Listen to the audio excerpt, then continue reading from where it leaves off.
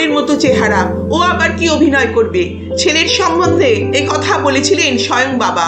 একদিকে body builder হবার স্বপ্ন, অপরদিকে অভিনয়। এই দুইয়ের মধ্যে প্রথম স্বপ্নটা অপূর্ণ থাকলেও এই নিম্ন মধ্যবিত্ত পরিবারের ছেলেটাকে তার শেষ স্বপ্নটা পূরণ করা থেকে দমাতে পারেনি বাবার এই উক্তিও। 5-এর দশকে উৎপল দত্তের সাংবাদিক নাটকে কাগজ বিক্রেতার ছোট্ট রোল করে তার অভিনয় জীবন শুরু।